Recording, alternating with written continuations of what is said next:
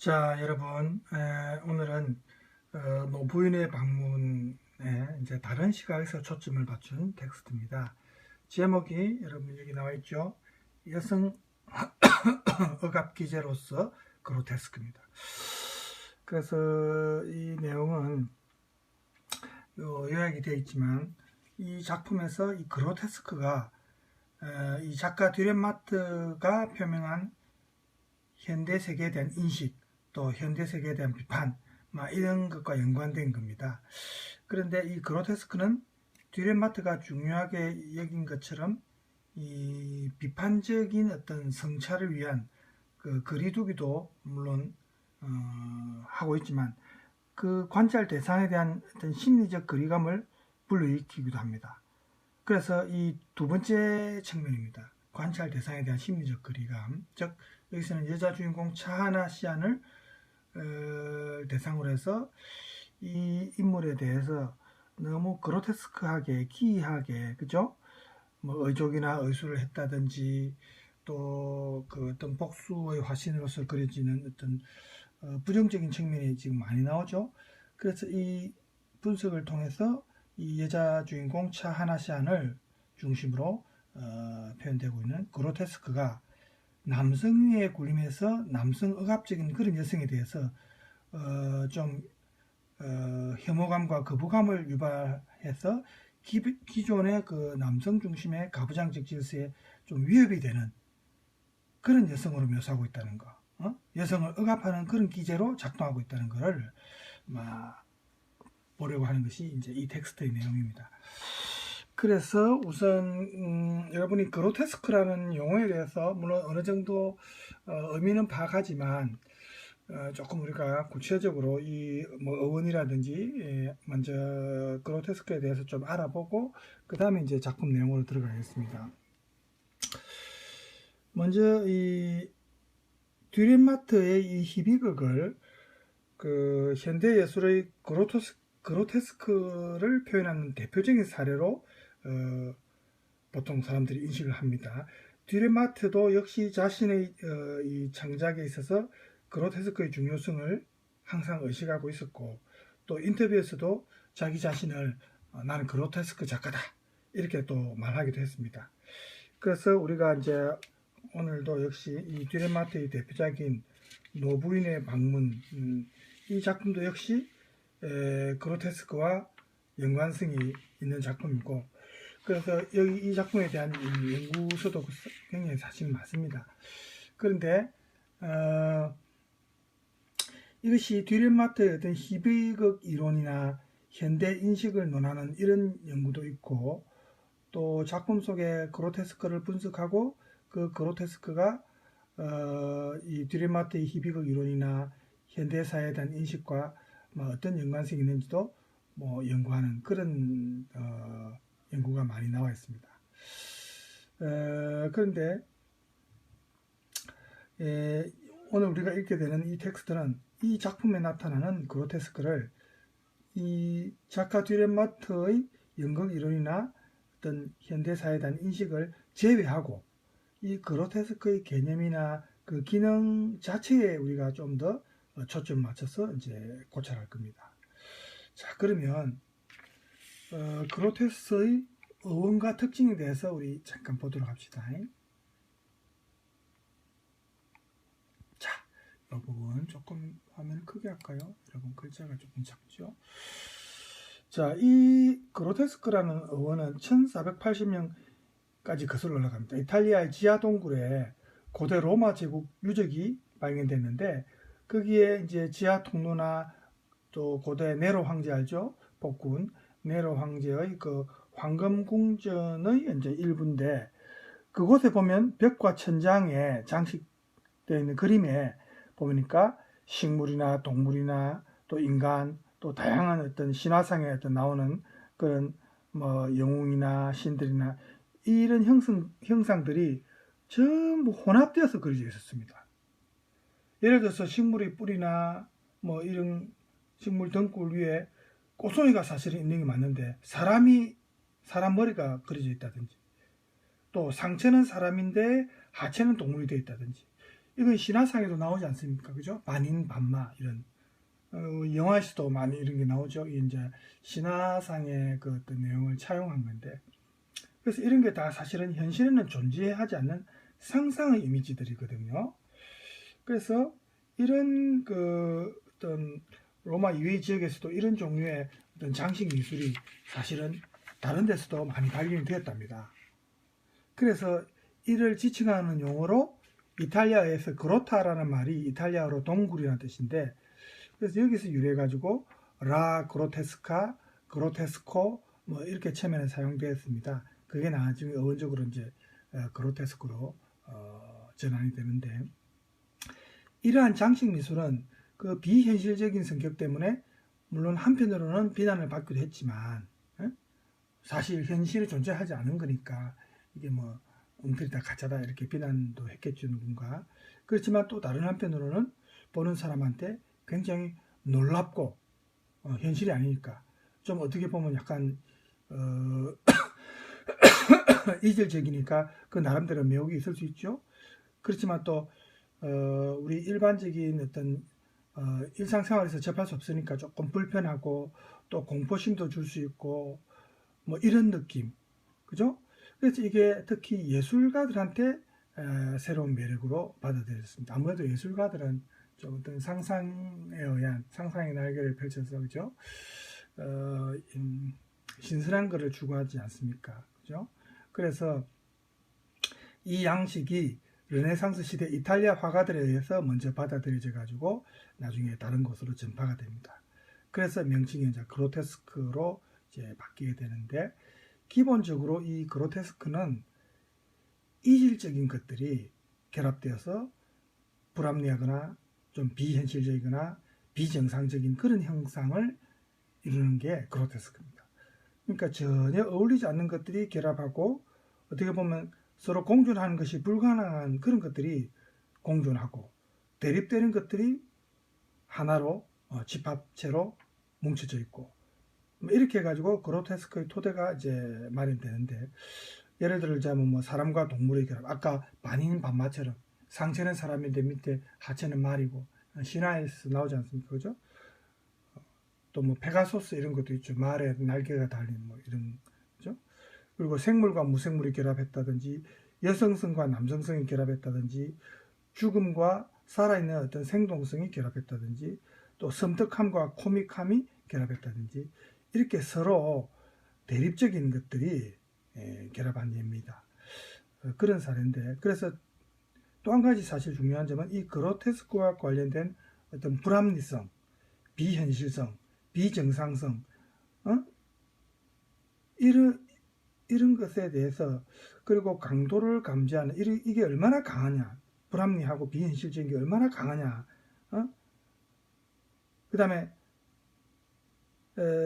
어쨌든 이런 사실성과 현실성과 반대되는 이 두 가지 측면이 비현실성과 현실성, 뭐 정상성과 비정상성, 이 두 가지가 서로 충돌을 해가지고 그로테스크가 만들어지는데, 어쨌든 이 그로테스크는 현실과 비현실 사이에 팽팽한 긴장 속에서 만들어진다고 우리가 말을 할 수가 있습니다. 그래서 이런 그로테스크를 접하면 이 관찰하는 사람의 마음속에서도 좀 이질적인 감정이 공존하게 됩니다. 상반되는 감정이 어느 한쪽에 안 치우치고 이제 서로 긴장 관계를 형성하는 거죠. 그래서 이 공존하는 양극의 감정은 이 전문가들 사이에서는 이 그로테스크의 필수적인 성질이다, 이렇게 이제 간주되고 있습니다.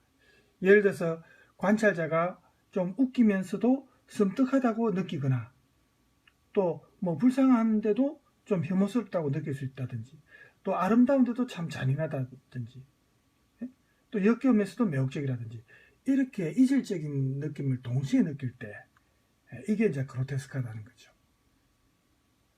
그래서 이제 보통 문학이나 이제 회화 등 예술에서 이렇게 이질적인 것들을 결합할 때면 그것들을 최대한 잘 융합해가지고 매끄럽게 연결돼도 그렇게 하는 것, 조화를 이루도록 하는 게 일반적인데, 그렇지만 이 그로테스크는 다르죠.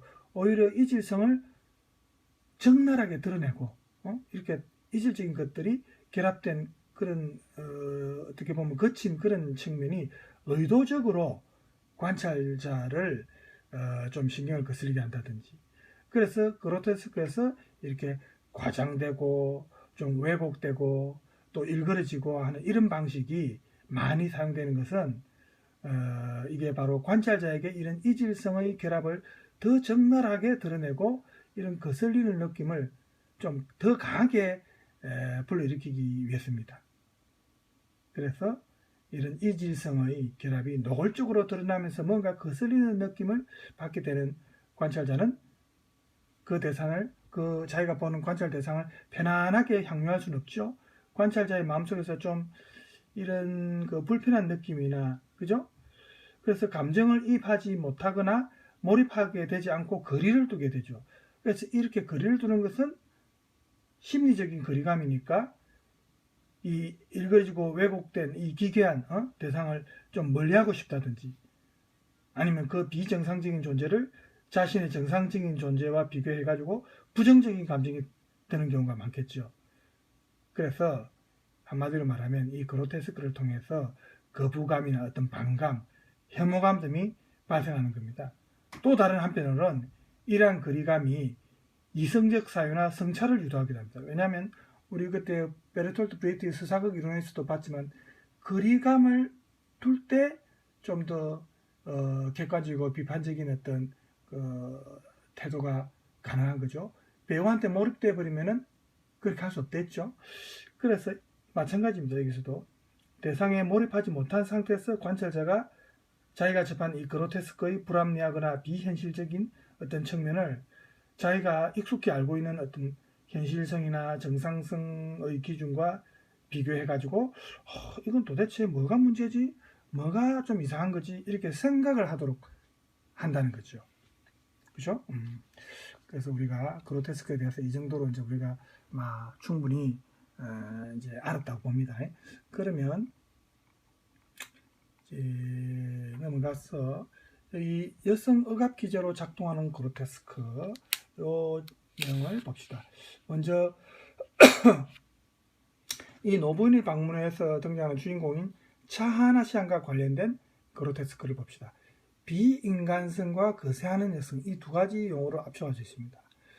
자, 봅시다. 이 작품에서 이 노부인 차하나시안을 좀 그로테스크한 인물로 이렇게 특징 짓는 것은 두 가지가 있습니다. 하나는 이 차하나시안과 직접 관련되는 것이고, 또 다른 하나는 이 부인한테 복수를 당한 두 맹인과 관련된 내용입니다. 자, 볼까요? 뒤로 넘어가 볼까요? 이게 뭔가 잘못됐네요. 먼저 차하나시안 부인의 같은 경우에는 이 노부인이 이제 기차에서 내릴 때부터 이 시장도 아주 화려하고 요란합니다. 등장할 때부터. 그래서 자기 고향 도시 뷸렌에 도착했을 때 이 부인에게서는 뭔가 일반인들하고는 좀 다른 카리스마가 뿜어져 나옵니다. 접근하기 좀 두려울 정도의 카리스마가 나오는데, 이 급행열차를 급 브레이크를 작동시킨 것부터 이제 이걸 사실은 쓰는 열차가 아닌데 그 역에 엄청난 돈으로 이걸 해결해 버리죠. 아무렇지도 않게. 그래서 이 차하나시안이 지닌 돈의 힘이 벌써 여기서 보면 어떤 법이나 규정을 초월해서 군림하는 그런 모습이 이제 나오고 있고, 그 다음에 그렇지만 이제 이렇게 화려하고 막강한 모습과는 좀 반대로 이 부인의 신체는 좀 정상이 아닙니다.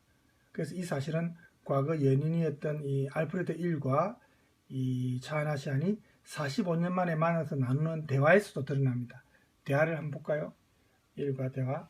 1이 하지만 당신은 그때 그대로인 걸 귀여운 마녀. 좀 아양 떠는 거죠. 아직까지는 지금 차하나시안의 의도를 모르고 있으니까죠. 그러니까 부인이 에이 무슨 소리, 나도 늙었고 뚱뚱해졌어. 게다가 왼쪽 다리가 없어. 자동차 사고였지. 난 급행열차만 타고 다녀. 하지만 의족이 아주 훌륭해. 그런 것 같이 하나? 그녀는 치마를 들어올려 그녀의 왼쪽 다리를 보여준다. 잘 움직인단 말이야. 1이 땀을 훔친다. 의족일 거라는 생각은 전혀 못했을 거야. 귀여운 들고양이. 이렇게 아양을 뜹니다. 그죠? 그래서 이 차 하나시안 그 부인의 어떤 경제적 도움이 절실한 이 퀼리안 시민들에게 자신이 이 차 하나시안과 특별한 관계였다. 예전에 그걸 보여주기 위해서 알프레드 1이 이 부인의 마음을 사로잡으려고 하고 과거 자신 두 사람이 연인이었다는 그런 시절의 감정을 상기시키려고 이제 아양을 뜨면서 지금 이제 대사에서도 나오죠. 이렇게 막 시도를 합니다. 그래서 예전 모습 그대로라고 막 이렇게 마음이 있지도 않은 말을 하고 젊었을 때 애칭인 귀여운 들고양이 이런 말도 지금 60여 세의 노인한테는 안 맞는데도 그죠? 그러니까 이 차하나시안이 치마를 탁 걷어올리면서 의족을 딱 보여주면서 훌륭하다고 자랑까지 하는 겁니다. 예전 그대로라고 말하는 이 일에게 부인이 그동안 늙은 것은 물론이고 심지어 다리 하나도 지금 잃어버렸고 그 상실한 다리를 의족이 대체하고 있다는 걸 딱 보여주는 거죠. 그리고 그녀가 잃어버린 것은 다리만이 아니다. 자, 어떤 대사가 나오니까 한번 볼까요? 1이 당신을 사랑해. 그는 그녀의 오른손에 입을 맞춘다. 그때처럼 차갑고 하얀 손. 자, 차하나시안이 착각이야. 이것도 의수거든. 상아로 만든. 1이 경악하며 그녀의 손을 놓는다. 클라라, 도대체 당신 몸에 붙어있는 게 모두 인공 보장구라니? 어떻게 된 일이야? 차하나시안, 거의 그렇지. 아프가니스탄에서 비행기 추락사고를 당했거든. 나만 유일한 생존자로 폐허더미 속에서 기어나왔지. 그 무엇도 날 죽일 순 없어. 자, 이런 대사가 나옵니다. 이 대사에서도 죄송합니다.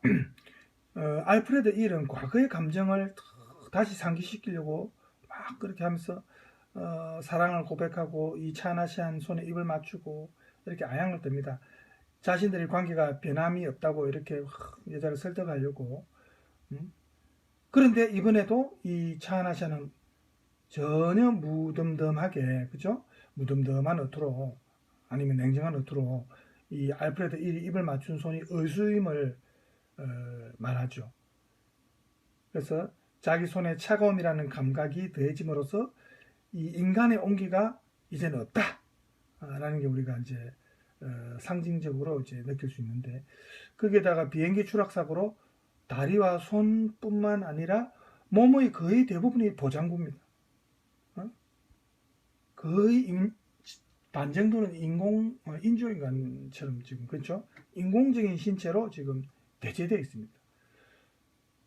그래서 방금 우리가 본 이 대화에서 이 차하나시안에게 나타나는 그로테스크는 이 여자의 몸과 마음 각각, 그죠? 그래서 다 적용이 되는데, 예를 들어서 차하나시안의 몸 자체가, 일단은 신체 자체가 그로테스크하죠. 신체를 변형시키거나 일그러뜨리거나 뭐 과장하는 그런 경우, 그죠?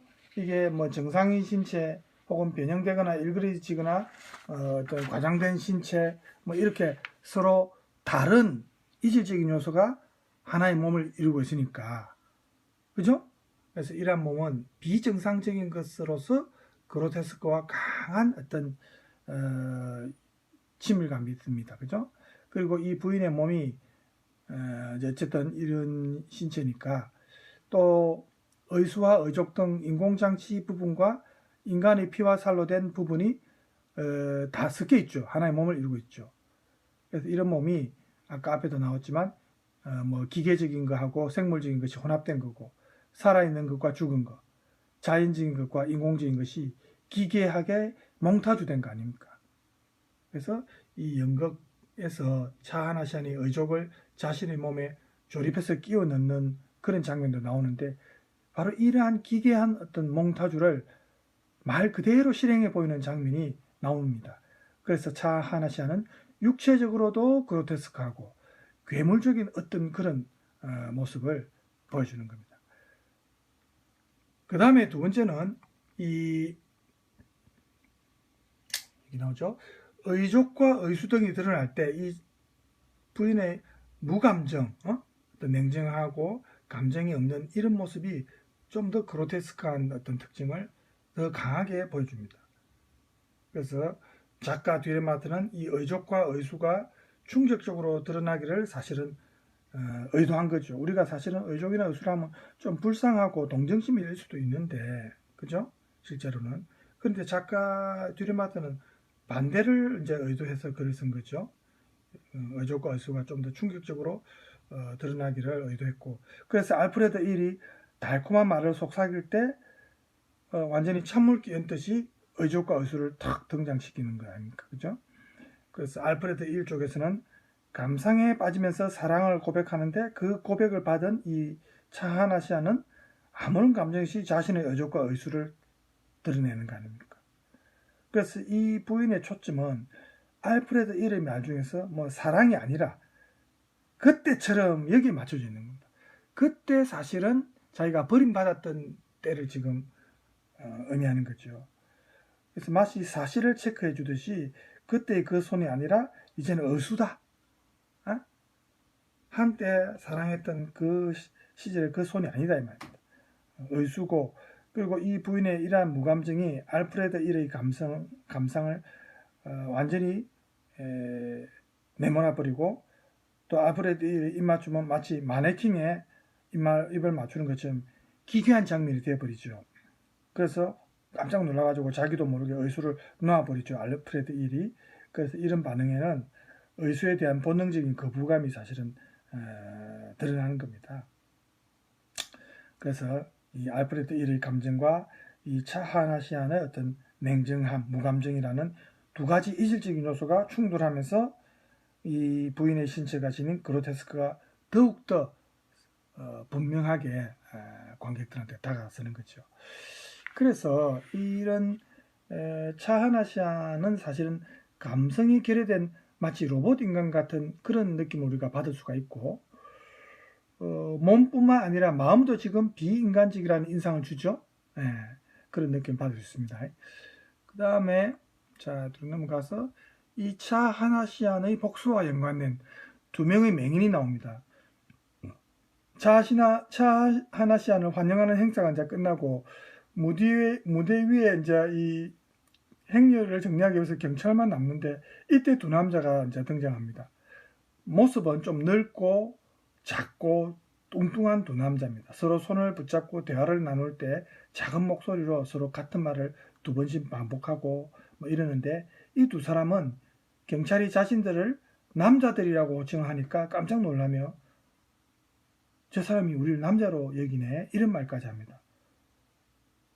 그래서 정말 좀 기괴하기 짝이 없는 이 두 남자에 대한 사연은 나중에 드러납니다. 이 차하나시안이 돈으로 정의를 사겠다며 과거에 일어난 일들을 말하는 장면에서 나중에 드러납니다. 이 두 사람은 그 당시에 술 한 병에 매수되어 가지고 과거에 그 재판에서 차하나시안, 이제 과거에는 저녁 때는 클라라라고 불렸습니다. 그래서 클라라와 동침했다고 거짓말을 했던 위정자들입니다.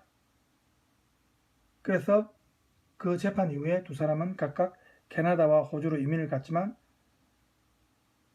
이민 갔다고 해결된 게 아니죠. 대사를 보세요. 자, 클리어 부인이 하는 말.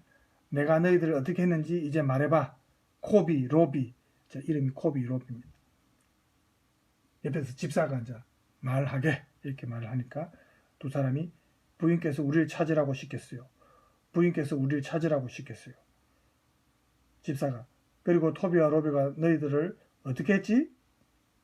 두 사람이 거세하고 눈을 멀게 했어요. 거세하고 눈을 멀게 했어요. 항상 말을 두 번씩 하죠. 두 명이. 이렇게 코비와 로비라고 불리는데 이 두 사람이 아마도 자신들의 그 당시에 위정을 하찮게 생각했겠죠. 술 한 병으로 위정했으니까. 그래서 그렇게 이제 중요하게 생각 안 했지만 이후 위정한 거는 이제 잊어버리고 살았을 겁니다. 그런데 이런 두 사람을 차하나시안이 끝까지 추적해서 찾아내가지고 이 두 사람을 거세시킵니다. 거세한다는 말 알죠? 남자의 주요부를 잘라버린 거 아닙니까? 남성을, 그죠? 남성의 성기를. 그래서 거세시키고 또 거기에다 모자라서 눈을 멀게 해버립니다. 맹인으로 만들어버립니다. 그래가지고 두 사람을 이제 거두어서 먹여 살리면서 데리고 다닙니다.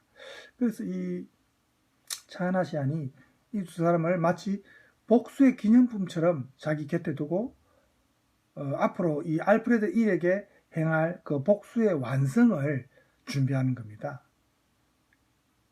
이 두 사람이 위정한 바람에 자기가 그 당시 임신했을 때 이게 알프레드 1의 아이가 아니라고 이 두 사람 위정 때문에 자기가 재판에서 지고 그 도시를 떠나지 않았습니까? 그렇죠?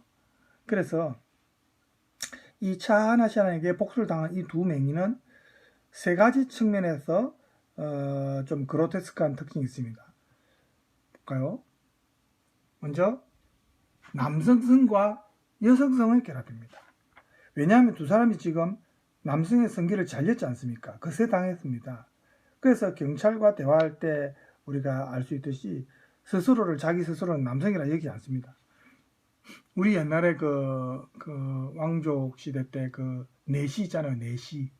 겉은 남자지만 성기가 없죠. 내시가 목소리도 여자 같고 모습은 남자지만 하는 행동이나 이런 게 좀 여자같이 행동하지 않습니까? 그렇게 생각하면 될 것 같아요.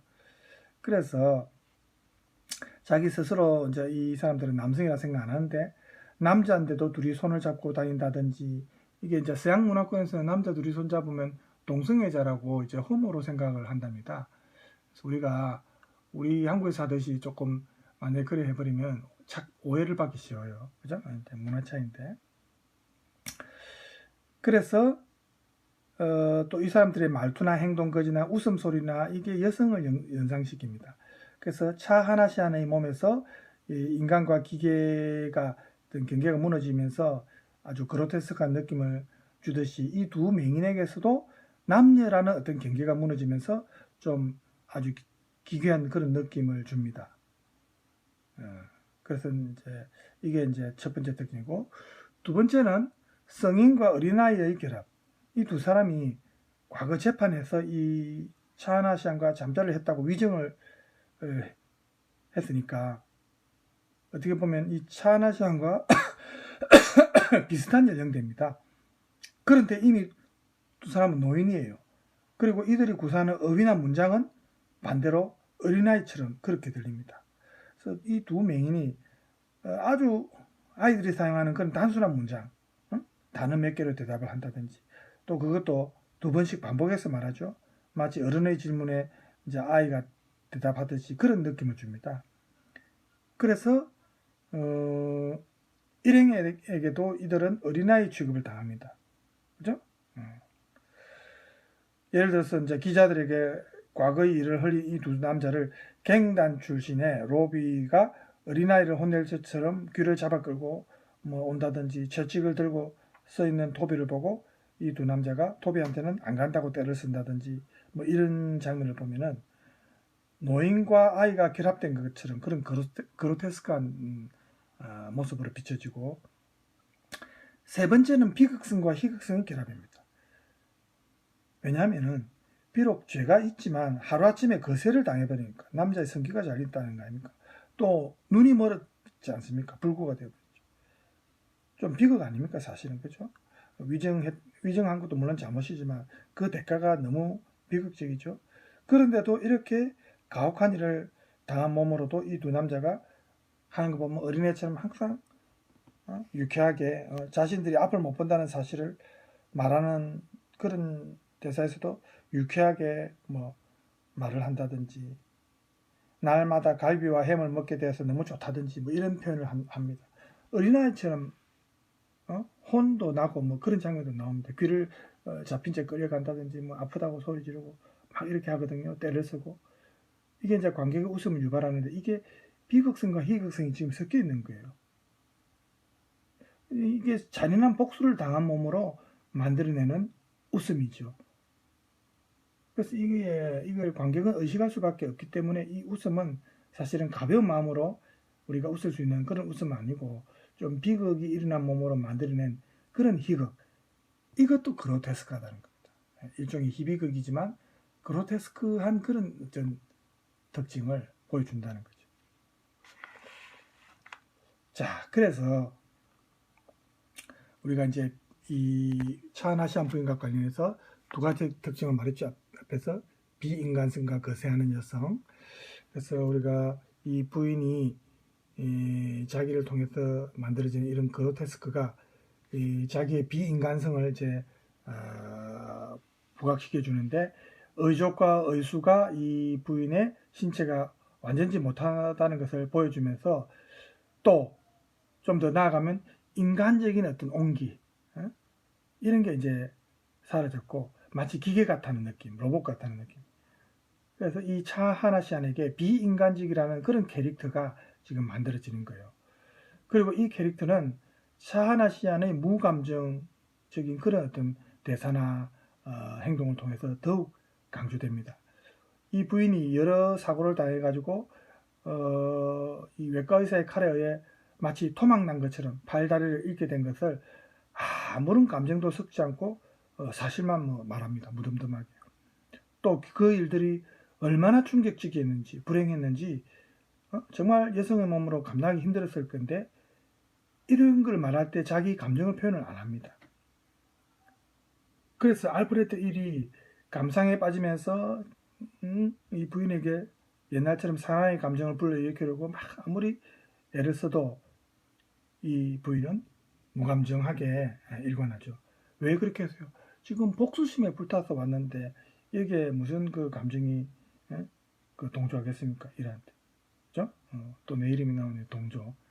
저는 동조 잘합니다만 어쨌든 이 부인은 지금 그렇습니다. 그래서 과거를 해상하는 그런 대사에서 이 부인의 감정이 잠깐 거론되는 측면은 있지만, 사실은 이 순간의 감정이 아니라 과거의 감정에 대한 기억입니다. 17살 때 이 사랑에 대한 기억, 임신한 몸으로 도시를 떠날 때 이 시민들의 어떤 비웃음에 자기가 복수를 다짐하면서 떠났던 그런 기억. 그죠? 그래서 정말로 이 부인이 지금 차갑고 감정 없는 기계인간과 같은 그런 어떤 느낌을 준다는 겁니다. 그래서 이렇게 감정이 없다는 것은 알프레드 1과 대화에서도 확인하게 드러납니다. 다른 인간의 감정에 제대로 반응하거나 공감할 수 있는 그런 능력이 없다는 거죠. 그래서 우리 인간의 어떤 희노애락에 공감하지 못하는 이런 이 부인에게서 인간에 대한 이해와 존중, 그런 마음을 사실은 찾아보기는 쉽지 않죠. 그래서 이 부인이 자기 스스로도 몸과 마음에 있어서 비인간적이면서 동시에 다른 인간들을 대하는 태도에 있어서도 역시 비인간적인 태도가 드러나는 겁니다. 그렇죠? 그래서 이제 두 맹인을 그렇게 거세했다는 그런 여성이 이제 부정적인 시각으로 지금 많이 묘사가 되고 있죠. 그래서 이 거세된 두 남자에서 어쨌든 남성성을 빼앗았고, 그래서 이제 이 차하나시아는 거세하는 여성이라는 이미지로 지금 이 작품에서 나오는데, 하지만 이 부인이 거세만으로 끝내지 않고 두 남자 맹인까지 만들었지 않습니까? 그죠? 자, 그러면 이런 비인간성과 거세하는 여성을 좀 더 확장해가지고 이렇게 각인된 비인간성이나 거세하는 여성이라는 캐릭터가 이 알프레드 1과 두 맹인에만 국한되지 않고 작품에 등장하는 다른 인물들과의 관계로 더 확장이 됩니다. 그래서 이 캐릭터가 거의 모든 사람들을 대상으로 나타납니다. 그 뒤에 이제 보면은 쭉 그렇게 나타나요. 다른 주변의 인물들을 보면은 지금 자기 남편들이라든지 주변에 신하처럼 데리고 다니는 사람들을 다 그렇게 이제 대하거든요. 그 다음에 이제 뒤에 나오지만 이 퀼렌 사회, 퀼렌 도시의 시민들, 그 퀼렌 사회와 관련해서도 그 당시에 이제 이 사회가 아주 가부장적인 사회거든요. 시대적으로 볼 때. 이런 차하나시안 부인의 비인간적이고 남성 지배적인 성격은 이 개인적인 영역을 초월해서 이 퀼렌 사회를 대상으로도 우리가 관찰할 수 있는데, 퀼렌의 사람들에게 계속해서 감정의 동요 없이 완벽한 냉정함을 유지합니다. 그래서 의수만 차가운 것이 아니라 마음마저도 이렇게 굉장히 냉정하고, 그래서 어떤 동정심 이런 거는 거의 불가능한데 이 뀨렌 시민들이 경제적인 파탄으로 인해서 그 가난하게 지금 살고 있고 또 이 부인의 제안으로 자기들이 살인자로 전락하는 것에 대해서 혹은 그 알프레드 1이 점점 그 뀨렌 시민들의 그 살해 압박 속에서 혼자 죽음을 어떤 공포심을 갖게 되는 것에 대해서 이 부인은 인간적으로 연민을 느낄 의지도 없고 또 그럴 능력도 없는 것처럼 보입니다. 오로지 복수라는 목적을 달성하기 위한 마치 그런 어떤 프로그래밍화된 로봇처럼 그렇게 보입니다. 그래서 이 차하나시안의 있던 이런 남성 지배적 성격은 뀨렌이라는 이 남성 중심 사회를 장악하고 지배하는 힘으로 그렇게 이제 상징이 되는데 작품에서 이 뀨렌 시민을 대표하는 인물로 등장하는 게 이제 뭐 시장이라든지 또 신부라든지 학교의 교장이라든지 경찰이라든지 의사라든지 이 모두 남성이거든요. 그래서 이 뀨렌 사회의 정치, 종교, 교육 또治안이나 의료를 책임지는 대표적인 사람들인데 이런 뀨렌 사회를 이끌어가는 모든 위치에 있는 이 남성들입니다. 그래서 여성은 아내와 딸로 등장하거나 그저 여인으로 칭해지는 그런 사회입니다. 그런데 이와 같은 사실은 뀨렌이 전형적인 남성 중심적인 가부장 사회임을 우리가 알 수가 있게 하는데 이런 사회에서 여성인 차하나시안이 신분에 들어와 가지고 이 사회를 이끌어가는 남성들이 모두 자신의 뜻에 따를 수밖에 없도록 그렇게 지금 만들지 않습니까? 그렇죠? 그래서 우리가 이 작품을 보면서 이 부인에 대해서 그로테스크 하면서 부정적인 느낌을 받을 수가 있는데 여기에 사실은 이 그로테스크에 어떤 내포된 그 여성 억압 기제에 대해서 마지막으로 정리를 하고 마치도록 하겠습니다. 자, 우리가 여러분 텍스트 58쪽입니다. 텍스트 58쪽에 보시면 자, 찾았습니까? 이 부인과 두 맹인을 중심으로 만들어지고 있는 이 그로테스크는 이 부인의 비인간성 혹은 거세하는 여성이라는 이런 캐릭터를 분명하게 보여주지만 이 캐릭터가 단순히 이 부인의 개인적인 영역에만 국한 안 되고 뀨렌이라는 남성 중심 사회에서도 이제 관찰이 되는데 우리가 여기서 하나 의문을 사실은 가질 수 있습니다. 사실 이 부인의 비인간적이고 남성 지배적인 성격은 이 부인이 뀨렌 시민들에게 당한 과거의 모멸감이나 또 알프레드 1에게서 당한 배신을 고려하면은 사실은 그렇게 그려지는 게 이상하지는 않습니다. 그 과거에 이 부인이 당한 일들이 이 부인으로 하여금 인간과 남자에게 환멸을 느끼게 했지 않겠습니까? 그건 당연한 거죠. 그런데 이 비인간적이고 남성 지배적인 사람이 반드시 그로테스크하지는 않을 겁니다. 그죠? 차하나시안의 의수와 의족이 달려있는 몸도 연출에 따라서 그 어떤 그로테스크한 측면이 없어질 수도 있습니다. 오히려 불쌍하게 우리가 동정심을 가질 수도 있는 측면입니다. 그런데 왜 이 차하나시안의 비인간적이고 남성 지배적인 그런 캐릭터가 왜 이 그로테스크를 통해서 그려지고 있고 그리고 여기서 그로테스크는 어떤 기능을 하는가? 부정적인 기능을 지금 한다고 우리가 생각할 수 있지 않습니까? 그렇죠? 그래서 이 그로테스크에 남성성과 여성성의 결합이라는 원리가 깔려있다는 것을 우리가 알 수가 있는데 예를 들어서 두 맹인의 경우에 이 원리가 작용하고 있습니다. 그죠? 그럼 이들의 신체와 언행에 있어서 한편으로는 남성성이 제거되어 있고 다른 한편으로는 어떤 여성화의 경향이 지금 보이기 때문에 그렇죠. 그런데 이들을 이렇게 만든 사람은 차하나시안 부인입니다. 여기서 차하나시안은 남성의 신체뿐만 아니라 정신과 어떤 존재에 있어서도 남성성을 빼앗고 여성화시키는 그런 힘으로 지금 나타나고 있는데 이 부인 스스로에게는 두 맹인과는 반대되는 현상이 보입니다. 여성인 이 부인에게는 남성 중심 사회에서 긍정적으로 받아들여지는 그런 여성성이 없습니다. 이 부인은 더 이상 젊은 나이도 아니고 또 아름답지도 않습니다. 그리고 헌신적인 어머니상도 아니죠. 아이를 낳은 적도 있지만 기르지 못했죠. 아이가 어릴 적에 죽었기 때문에. 그래서 그런 사실을 말할 때도 이 부인은 사실은 모성이 드러날 수 있는 애타는 감정을 보일 수도 있는데 그런 감정을 보이지 않고 무감정으로 일관합니다. 그래서 오히려 모성이 없다는 것을 우리가 알 수가 있는데, 그리고 순종적인 아내는 절대 아니죠. 남편에게 오히려 순종을 강요하는, 남편이 한 명이 아니고 여러 명이라 했지 않습니까? 데리고 다닙니다. 남편들도 예전에 다 높은 지위에 있었던 사람들이에요. 그런데 이제 자기가 이제 너무 부자니까 남자들 중에 이제 그런데 매력을 느껴서 자기한테 순종한 남자들을 이제 남편으로 다 만든 거예요. 일부 다처제가 아니고 일처 다부제입니다. 지금 보면 그렇죠. 그래서 이렇게 일반적으로 가부장제 사회에서 긍정적으로 받아들여지는 그런 여성성은 이 부인한테는 없습니다. 그렇지만 일반적으로 남성적이라고 간주되는 요소들을 이 부인이 가지고 있습니다.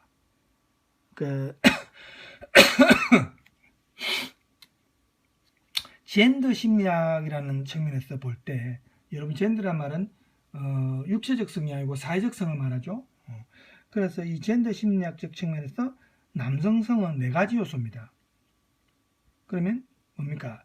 여자처럼 되지 않는 것, 즉 여성성의 거부가 첫 번째고, 두 번째는 성공과 지위를 추구하는 거물이 되는 것, 이게 이제 두 번째고, 그 다음에 남성의 어떤 강함, 믿음직함, 또 자립성, 이런 게 세 번째 요소고, 마지막으로 남성 행동의 어떤 폭력성이나 모험성, 뭐 이런 공격적인 능력이 네 번째 요소입니다.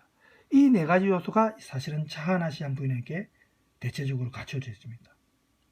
그래서 이 부인의 여성성이 없다는 겁니다. 그래서 이 부인이 성공적인 지위를 추구해가지고 결국 남자처럼 거물이 됐는데, 자신의 복수를 밀어붙이고 실현시키는 강한 어떤 남성상, 이런 걸 보여주고 있고, 남자에게 의존하지 않은 자립적인 존재입니다. 오히려 의존 안 하고 경제를 책임지고 의식주를 해결해주고 지시하고 명령하고 이런 역할을 하지 않습니까? 다시 말해 남성 중심사에서 가부장의 어떤 역할을 이분이 지금 보여주고 있습니다. 그래서 이런 맥락의 성격이 사회적 영역에서도 사실 확인됩니다. 이 부인이 귀린사에서 남자들이 이끌어가고 있는 이런 경제나 교육이나 종교, 법 등을 지배하고 통제하죠. 돈으로서, 그죠? 또 복수를 통해서 드러나는 어떤 폭력성이나 공격성도 이 남성적인 네 번째 요소에 해당되죠. 이렇게 부인이 미모나 어떤 순종, 이런 모성, 이런 여성성 대신에 남성적 요소들을 지금 갖고 있습니다. 그런데 사실 우리가 이 주목할 부분은 이 남성성과 여성성의 결합이 이 서로 다른 두 성격을 단순히 자, 잠깐 끊겠습니다. 그래서 이렇게 남성성과 여성성의 결합이라는 것이 서로 다른 두 성격을 단순히 합쳐놓은 것이 아니고 권력 구도를 중심으로 기존의 이런 남녀에 관한 그런 관계, 이게 전도된다는 것입니다. 역할이 바뀐다는 거죠. 그래서 이러한 전도가 그로테스크하게 지금 묘사되고 있는 거 아닙니까? 그래서 지배자로서의 어떤 이 차하나시안이 뭔가 비정상적이고 위험한 인물처럼 그렇게 지금 묘사되고 있죠. 그래서 여기서 작동되는 이 그로테스크라는 기제는 우리가 지금 보면 혐오감이나 어떤 그런 어떤 심리를 야기시키는 그런 역할을 지금 하고 있죠. 부정적인 역할을. 그래서 사람들은 보통 혐오감이 마음속에서 자연스럽게 생겨나는 감정이거나 또 개인적인 이유로 어떤 특정 대상이 그저 싫고 미운 것이라고 생각을 하는데, 사실은 이 혐오감은 이데올로기에 따라서 집단적으로 형성된 감정입니다. 우리가 한 사회의 지배 이데올로기가 특정 대상을 좀 부정적으로 천박하다든지 더럽다든지 재수없다든지 이런 이유로 만약에 어떤 카테고리화 시켜가지고 그러면은 그 대상은 그 사회 일반 구성원들한테는 혐오감의 대상, 즉 타자가 되는 겁니다. 낯선 사람. 그래서 혐오하는 사람들은 자신들의 표면적인 자신들이 이제 좀 보편적이고 정상적 존재니까 혐오 대상보다 더 우월하다고 확신합니다. 그래서 이 두 사이에서는 위계가 이루어지는데, 그리고 이 타자에 대한 혐오감을 분출하는 거, 예를 들어서 뭐 멸시하거나 기피하거나 권리를 박탈하거나 또 심하면 폭력까지 행사하는 그런 행위가 정당한 걸로 여기지죠. 그래서 이러한 혐오가 지배적 권력의 유용한 수단으로 작동합니다. 우리가 뭐 보면은 동성애자라든지 뭐 우리가 일반적인 그 사회의 어떤 관념으로 혐오하는 그 특정 집단이 있지 않습니까? 그런 게 여기에 해당되는 거죠. 지배 권력이 자신에게 절대적이거나 위협적이거나 또 권력 강화에 유용한 그런 대상이 있을 때 그 대상에 대해서 이런 혐오감을 유도해가지고 그런 혐오감을 어떤 사회적 억압기제 혹은 정치적 억압기제로 사용할 수 있다는 겁니다. 그죠? 군중들을 이제 그게 이제 동원하는 거죠. 그래서 이 차하나시한이라는 이 인물을 사실은 특징 짓고 있는 이 그로테스크도 역시 이러한 혐오와 유사한 작동 기제를 갖고 있다는 겁니다. 퀼렌 사회를 통해서 우리가 알 수 있듯이 이 작품이 쓰인 그 당시의 서구 사회는 남성 중심의 가부장제 사회입니다. 물론 지금도 좀 그렇지만 완전한 남녀 평등 사회는 아니죠. 그렇지만 그 당시에는 완전한 남성 중심의 가부장제 사회입니다. 그래서 남성의 지배와 여성의 순종이 아주 보편적인 그런 시대인데, 이 부인처럼 순종하기는커녕 오히려 자기의 막강한 부를 이용해서 절대 권력을 행사하고 남성 위에 군림하는 그런 여성은 그 당시의 지배적인 이데올로기의 시각에서 볼 때는 가부장적 질서의 위협적인 그런 존재죠. 그래서 이 위협적인 존재에 대해서 거부감을 불러일으키도록 혐오감을 생길 수 있도록 그렇게 만드는 작업이 일어나는데, 그것이 바로 이 그로테스크를 통해서 만들어진다는 겁니다. 그렇죠? 사실 의족이나 의수 이런 거는 우리가 동정심을 느낄 수 있는 부분인데, 여기서 지금 보면 혐오스럽게 이제 그로테스크를 그런 부정적인 측면으로 지금 유도하죠. 그래서 이 부인이 의도하는 복수는 막강한 이 재력만 가지고도 사실 복수를 할 수 있습니다. 자신들에게 던져진 거액의 유혹만으로 이 뀼렌 시민들은 이 부인한테 알프레드 1의 목숨을 갖다가 바쳤을 겁니다. 돈만 뭐 이렇게 했도, 그죠? 그래서 기계와 어떤 몸의 결합이나 무감정이나 거세당한 그 두 맹인 있죠? 뭐 이런 어떤 그로테스크한 모습들 있죠. 이거는 작가가 의식적으로 의도한 것이 물론 아닐 수도 있겠지만, 이 차은아시안 부인에 대한 어떤 부정적인 인상, 거부감을 지금 만들어냅니다. 그래서 그로테스크를 통해서 비인간적이고 비정상적이고 좀 기이한 그런 여성으로 그런 캐릭터로 지금 탁 머릿속에 우리가 각인이 되어버리니까 남성 위에 군림하는 지배자로서의 이 부인은 보편적이고 정상적인 인간의 어떤 카테고리에서 벗어난다는 거죠. 그래서 이 부인의 막강한 부와 권력에도 불구하고 보편적 정상적 인간에 대해서는 오히려 열등한 그런 어떤 타자로 묘사가 될 수 있다는 겁니다. 그래서 이렇게 남성 중심 사회의 지배 이데올로기는 남성 위에 군림하는 지배자로서의 여성을 용납하려 하지 않고 이 그로테스크를 통해서 그런 여성에 대한 거부감을 불러일으켜 가지고 남성 지배에 대한 어떤 여성의 저항을 억제시키고 기존의 그 남성 중심의 사회 질서를 수호해야 한다, 이렇게 지금 생각할 수도 있는 겁니다.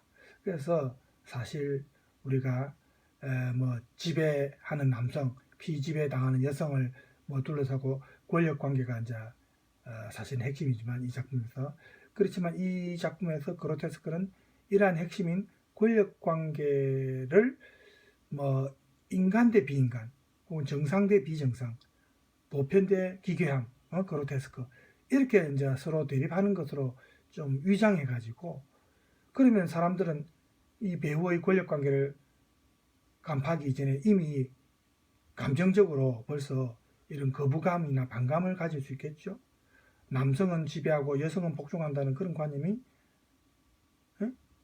남녀 모두에게 보편적이고 일반적인 것으로 그렇게 이제 관습화되어 있던 그 당시 관객에게는 자기도 모르게 은연중에 이 지배자로서의 여성은 기존 사회가 중시하는 질서와 가치 이런 걸 파괴하는 위험한 존재다. 이렇게 각인될 수 있다는 겁니다.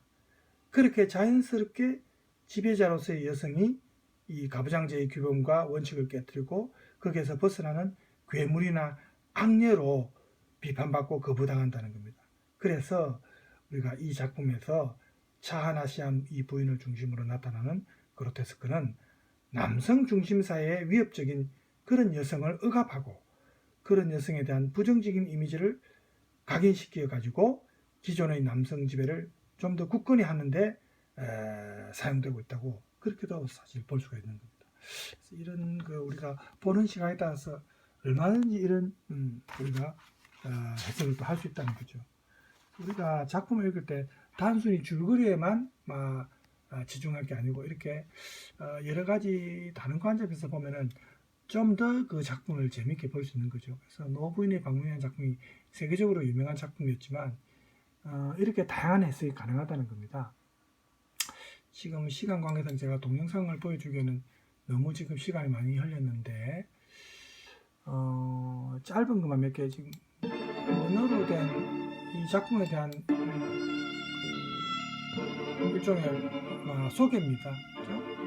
듀렌마트의 작품 노부인의 방문. 1 Milliarde für Güllen, wenn jemand Alfred Ill tötet.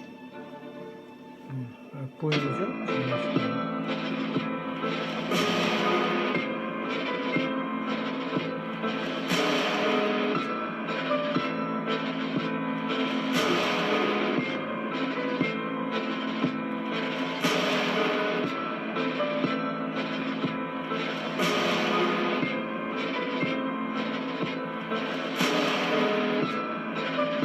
이게 이제 두 맹인이죠. 경찰이고 일이죠. 아까 그 사람이.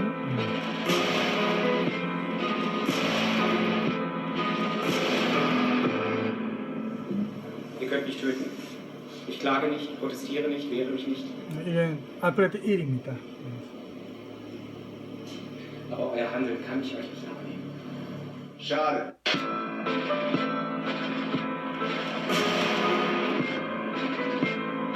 스위스 쭈리히에서 공연할 때 공연에 대한 소개 내용이네요. 자, 이 공연에 대한 소개였고 또 뭐 어느 잠깐 한 3분 40초 되네요.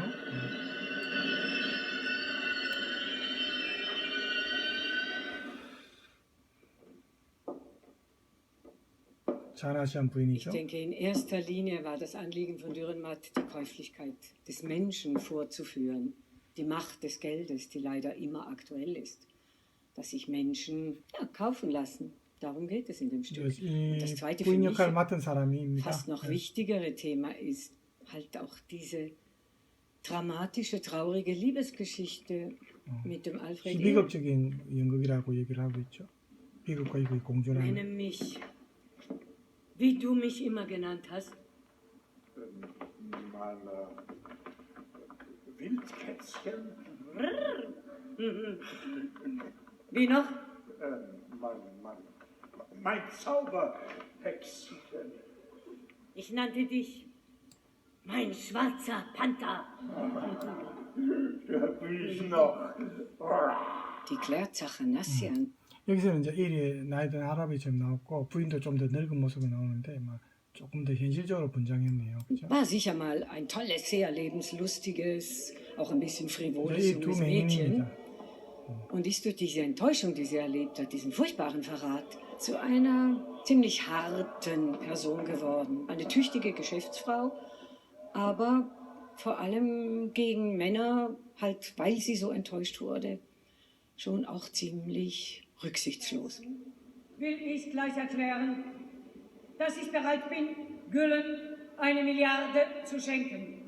여기 이제 아니 밀리아르드 이제 우리가 10억이라고 우리는 했지만 이제 독일은 밀리아르드니까 100만이 넘죠.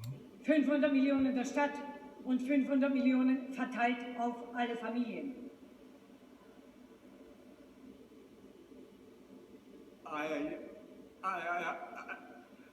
Eine Milliarde?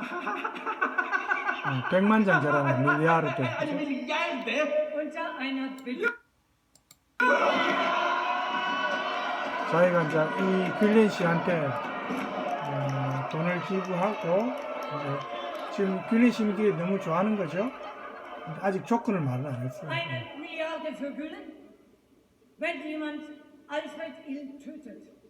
이를 죽인다면, 자, 이 사람 일이죠. 이를 죽인다면 그렇게 돈을 기부하겠다는 거죠. Also diese Rolle, die ich ja bis anhin abgelehnt habe, eben weil ich große Skepsis ihr gegenüber hatte, ist jetzt die Herausforderung eben trotzdem, den Menschen dahinter zu zeigen. Bei aller Härte und Rigorosität, mit der sie einfährt, trotzdem auch den verletzten und irgendwo doch immer noch sensiblen Menschen zu zeigen. Du warst stark und mutig. Hast gegen den Eisenbänder gekämpft, der mir nachstrich. Ich wischte dir das Blut aus dem Gesicht mit meinem roten Unterrock. Wiesengrube steht meine Heimat aus. Da zog ich manche 이렇게 이제 노래도 추가되고, 자, 이게 2014년도에 공연됐는데 각색이 좀 많이 됩니다. 이 작품이 워낙 공연이 많이 되다 보니까 극단에 따라서 조금씩 자기들만의 특이한 방식을 좀 ist es soweit.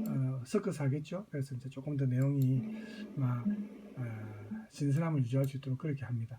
그래서 막 우리가 시간 관계상 제가 막 다는 못 보여드리겠고 이렇게 일부만 보여드렸는데 저번에 그 우리나라 대학생들이 한 거 있죠. 요 공연 제가 그때 여기 저 인터넷 주소 제가 가르쳐 드렸죠. 여기 요 주소입니다. 그래서 막 그때 이어서 좀 더 보실 분들은 요 주소 들어가서 보시기 바랍니다. 시간 관계상 제가 다는 못 보여드리겠고, 자 여러분 오늘로서 이제 노부인의 방문에 대해서 마치겠습니다. 여러분 수고 많으셨습니다. 감사합니다.